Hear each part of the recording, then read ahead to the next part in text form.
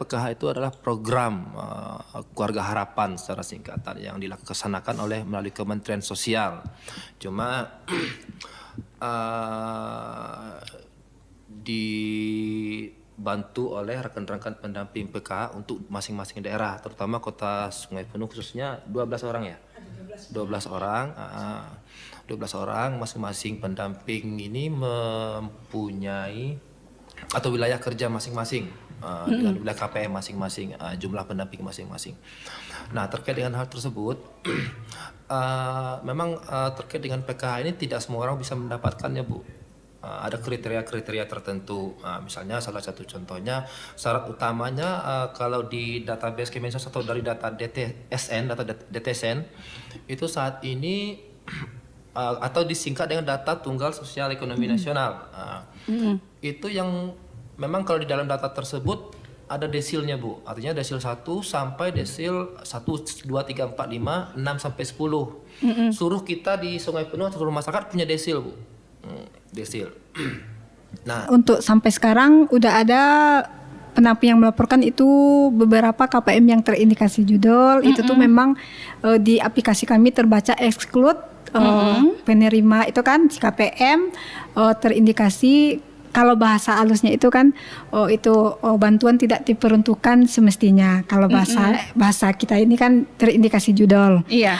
Terus ada juga yang keluarganya itu terindikasi ASN. Yang satu kakak dengan si penerima itu terindikasi ASN, baik ASN PNS, P3K penuh waktu, paruh waktu, TNI, Polri. Kalau satu kakak dengan si KPM itu tuh terindikasi bantuannya juga bisa hilang. Ada juga itu yang seperti yang Bapak Kabit bilang di atas itu yang saldo rekening di atas 5 juta atau ada yang numpang transfer semacamnya, itu ada juga temuan. Ada juga itu kasus yang si KPM listriknya di atas 2.200 apa? Voltase apa namanya? Itu juga terindikasi bantuannya bisa hilang. Bisa jadi itu bukan si KPM yang memakai listrik. Kadang kan ada orang minjam data untuk itu kan, itu juga terindikasi.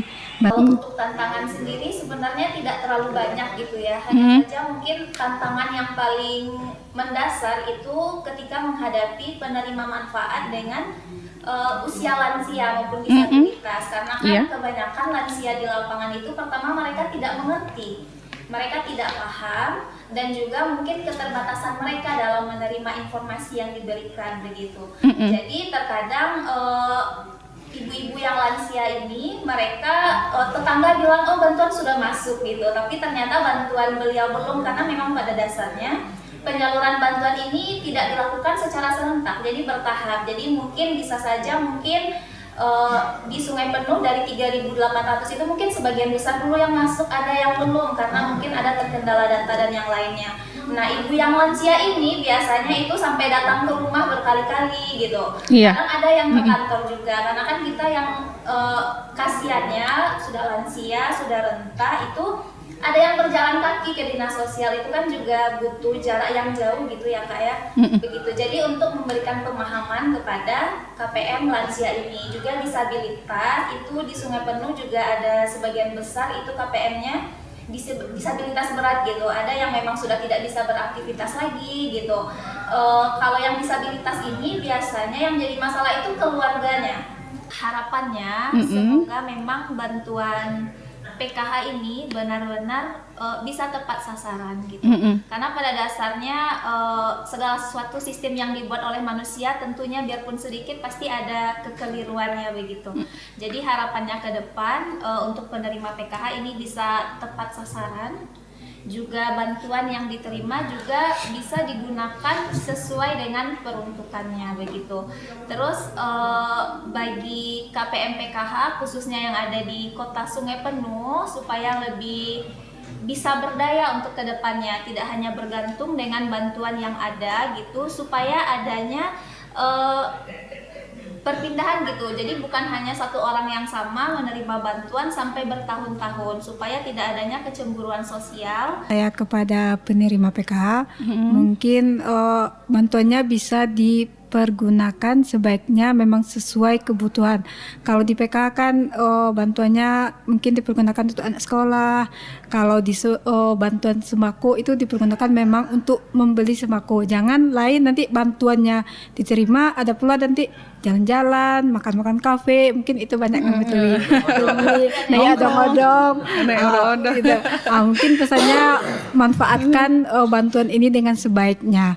Terus pesan kepada KPM PKH atau masyarakat penerima PKH itu bantuan PKH ini bukan gaji.